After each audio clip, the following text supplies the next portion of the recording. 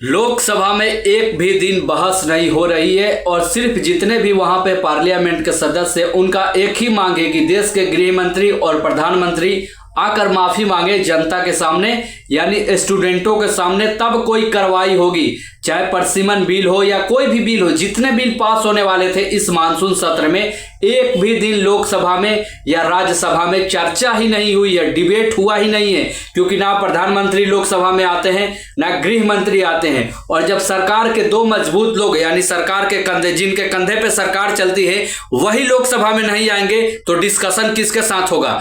किरण रिजिजू के साथ तो डिस्कशन हो नहीं सकता है, या अर्जुन मेघवाल के साथ नहीं हो सकता है। और जनता पार्लियामेंट के जितने भी सदस्य हैं, चाहे कांग्रेस पार्टी को जितने भी विपक्षी सांसद हैं, उनका यही मांग है कि देश के प्रधानमंत्री और गृह मंत्री को लोकसभा में आना पड़ेगा और जनता से माफी मांगनी पड़ेगी, तब जाके ये कार्रवाई आगे बढ़ेगी। और सिर्फ 5 दिन का वक्त है, यानी 5 दिन बाद ये मानसून सत्र खत्म हो जाएगा। उसके बाद शीतकालीन सत्र आएगा, यानी 4-5 महीने बाद आएगा।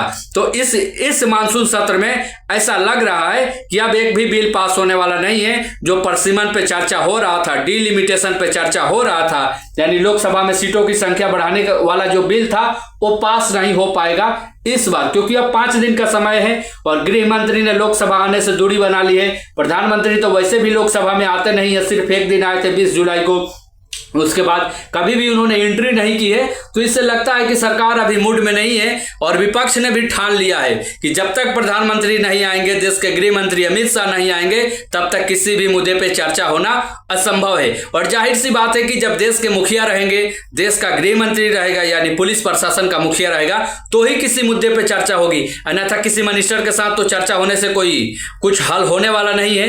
यानी जो प्रधानमंत्री बोलेगा, जो गृह मंत्री बोलेगा और विपक्ष बोलेगा, वही होने वाला है। इसलिए दोस्तों, यह आजाद भारत इतिहास का पहला लोकसभा का सत्र होगा जिसमें एक भी दिन चर्चा नहीं हुई है और सिर्फ शोर हुआ है, हंगामा हुआ है। उसका कारण कहीं ना कहीं सरकार है और सरकार के मुखिया लोग हैं, जैसे गृह मंत्री अमित शाह और प्रधानमंत्री मोदी। अगर ये लोग नहीं चाहेंगे कि लोकसभा नहीं चले तो नहीं चलेगा, और विपक्ष तो तैयार है किसी भी मुद्दे पर चर्चा करने के लिए, लेकिन सरकार के जो वरिष्ठ नेता हैं, जो कुर्सी पे बैठे हुए हैं, वही चर्चा के लिए नहीं तैयार है। कहीं ना कहीं उनको अंदर भी डर सता रहा है। जिस तरह से छात्रों पे AK-47 इस्तेमाल किया गया, आंसू गैस के गोले दागे गए, तो ये सारे सवाल पार्लियामेंट में उठेंगे और कहीं ना कहीं सरकार डर गई है कि जब ये सारे सवाल उठेंगे तो इसका जवाब हमारे पास नहीं रहेगा, काउंटर अटैक हम कैसे कर पाएंगे।